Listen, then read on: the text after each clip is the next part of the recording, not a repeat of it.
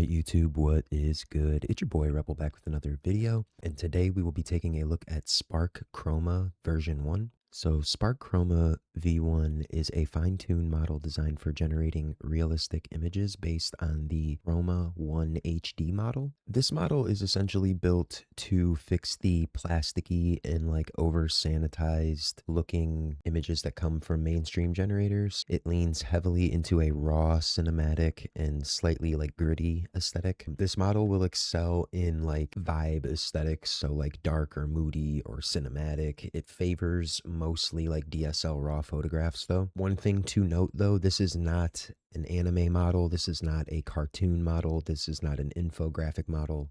This model specifically generates realistic portrait style images. So to get started, you can click the link in the description and head to my workflow on Civet AI. Now in here you have the choice of a BF16 model or an FP8. Your text encoder is the FP8 E4M3FN scaled version of the T5XXL, and then you have the AE Safe Tensors VAE, and that will account for your model files. So then you can download my workflow and punch it into Comfy, and it will look something like this. So starting on the left, we have our usual basic setup of our load diffusion model, our clip loader, our VAE, our resolution nodes, and our two prompt encoding nodes. On the K sampler itself, we have a step count of 40 with a CFG of 4.0. The model page states that you should use the DPM PP2M sampler with the simple scheduler.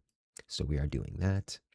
And then you have your VAE node just closed out. And that accounts for this very simple workflow. So I have a decent amount of examples to show you guys, and we will be taking a look at those. So for our first example, we have the classic person holding the title sign card, and I will say while the image is decent, there is some hallucination going on in the eyes. Here we have a very high fidelity DSLR shot with some high contrast lighting of an old elderly man with some wrinkles.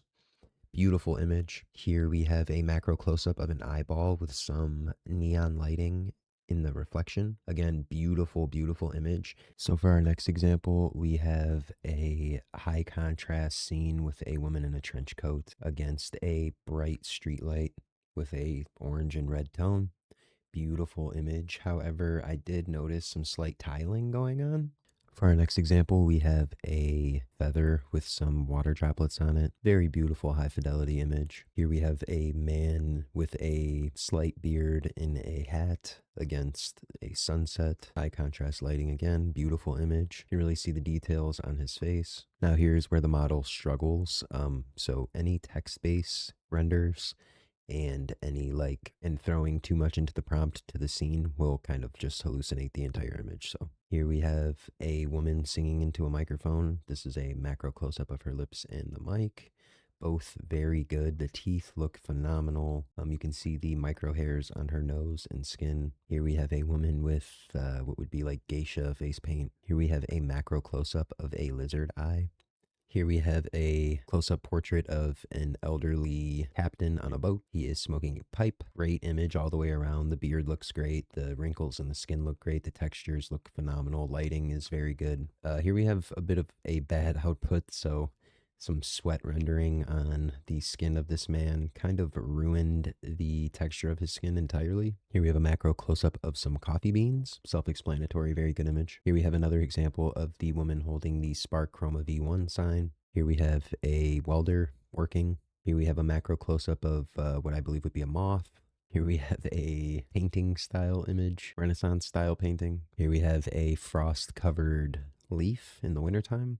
Here we have a woman covered in paint. Here we have a macro close-up of what I believe would be a tiger eye. Here we have a close-up portrait shot of an astronaut out in space.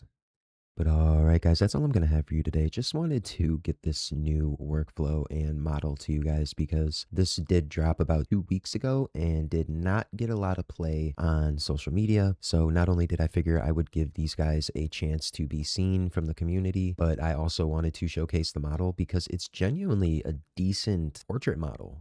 The fact that it's built on an older architecture but still holds up against newer mainstream models is definitely a feat to achieve and should be recognized. So if you enjoyed what you saw today, please consider subscribing to the channel and leaving me a comment on the video to let me know how I did.